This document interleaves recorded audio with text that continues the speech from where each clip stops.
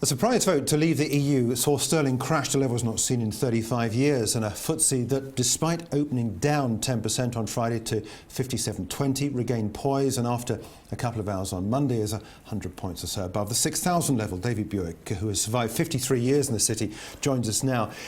David, good to talk to you. Jerry, lovely to see you. It's great to have you in to give some sort of perspective on this, because the last time we saw sterling at these sort of levels 35 years ago, I know you remember that, but I mean, just talk a little bit about the fall that we've seen. Let's take sterling first of all. I think we've got to put things in perspective, because everybody is blaming Brexit for everything, even the bad weather, which is just stupid. Because a year ago, George Osborne and the Office of Budget Responsibility told us that growth would be 2.5%. Came down to 2.4%. It came down 3 months ago to 2%. And many people like me think it could be 1.8% by the end of this year. So the fact that from November of last year to, I think, a month ago, sterling had fallen 9% in value, virtually unnoticed. Right. Just drifted a little bit away, absolutely in line with our economic contribution to the world. So we get I mean, if you look at the market, on Wednesday and Thursday, Remain was done and dusted. And you looked at the bookmakers, you looked at the polls who weren't quite so certain. And from what we heard, the hedge funds had spent a lot of money taking private polls out to make sure that every corner was covered. They were wrong. So when I polled over to College Green at 11:30 on Thursday night, sterling was 150. Yeah. And when I was in my cab going back at 12:15, it was 135. Yeah. So that was a wrong-footed situation. And if you and I think about the apocalyptic hysteria and bile that was out there on both sides, so I'm not taking sides on this, it was utterly ridiculous. That even the Chancellor got involved in Armageddon, and you know, we had terrible comments from the IMF still coming, and OECD and the Treasury, and dear old Mark Carney was misquoted as well, because he said temporary disturbance and volatility, whereas of course it was printed, it was Armageddon. Yeah. So when it actually happens, please don't be surprised, because we, in a funny sort of a way, 30% of this fall is responsible to what I consider hysterical behaviour. So we're at 134.36 when I left the office. It's probably a little different now. 133, yeah. Yeah, so would it go to 128? Possibly. Because it really depends on whether we stop this very negative sentiment which is out there and prevailing. And have we got a government?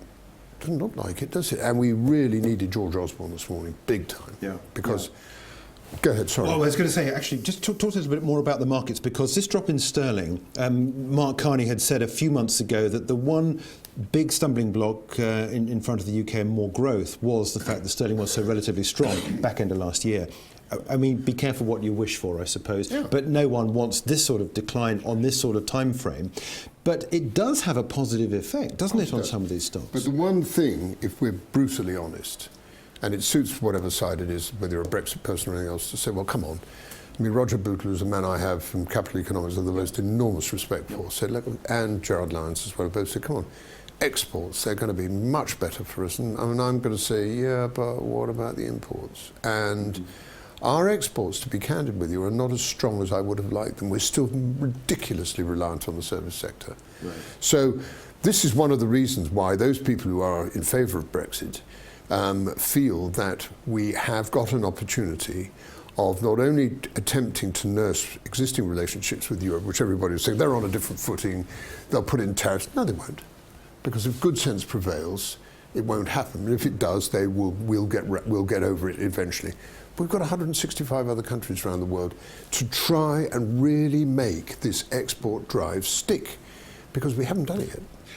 Let's talk a little bit about the equity markets. I want to talk first of all about the FTSE 100, because the FTSE 100 and FTSE 250 are very, very different characters. Yeah, very much. First of all, FTSE 100, again, I guess a bit like sterling, we've seen this ramp up towards Thursday evening and then a big pullback. And as I say, here are we now, what, 6,047 odd? Still above the 6,000 level. This is another point I was going to make. Folks, you've forgotten. 10th of February 2016, it was 5,550. We are, whatever it is, 500 points above that. Yeah. The dynamics of the FTSE has completely changed because in that period, we've seen that the market was oversold. We have seen some kind of a realignment on commodities, which are again dollar-related earnings, have a little bit of a rally, nothing like where they were, but a bit of a rally. Oil companies are not as shabby as they were, and nor are drugs. But what we have had, of course, in this rally, which has been, well, not rally, but the fact that we haven't gone down that far, is the banks have been clattered. I mean, Barclays this morning was down 10%, Royal Bank of Scotland down 12%. I get that, because George Osborne's never going to be able to sell that stake, not so long as night follows day, in the foreseeable future. And Lloyd's down 7.5%. The other thing which maybe you can throw some light on, which absolutely escapes me, again, I think it's rumour mongering, is why Persimmon should lose another 9% this morning and Barrett 7.5%. Utterly ridiculous. House building has got to be one of the key driving things. It's got to happen. And if George Osborne comes in with a stimulus package, which I hope he does in the autumn, or whoever is Chancellor, that'll be proved.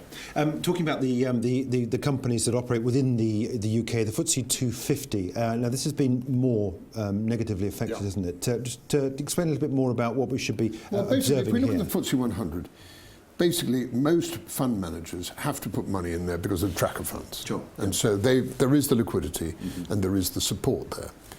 And also investors should remember, it's not a rule of thumb, because if sentiment's lousy, sentiment's lousy no matter what you say. But 65 to 70% of these things have got overseas earning, mainly dollars.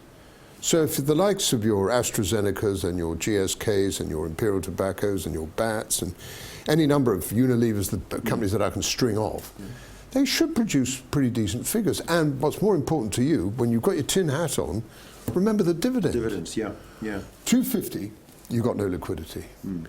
This is the problem. So when sentiment's garbage, the FTSE comes down, say, 3%, it's possible the 250 could lose 7 or 8%. And on a pro rata basis, I'd be surprised if that hasn't been the case in the last 2 major days, because people think that the UK economy is going to be adversely affected. So the FTSE 250 and the AIM market, which is where I think the major growth of the companies is going to be, if people think the bubbles burst pro tem, not permanently, they're not going to take a few quid off the table. They're going to vent their spleen.